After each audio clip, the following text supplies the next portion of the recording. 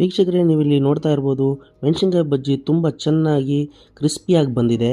ಈಗ ಒಂದು ಮೆಣಸಿನ್ಕಾಯಿ ಬಜ್ಜಿನ ನಿಮಗೆ ಕಟ್ ಮಾಡಿ ತೋರಿಸ್ತೀನಿ, ಒಳಗಡೆ ಸ್ಟಫಿಂಗ್ ಯಾವ ರೀತಿ ಬಂದಿದೆ ಅಂತ.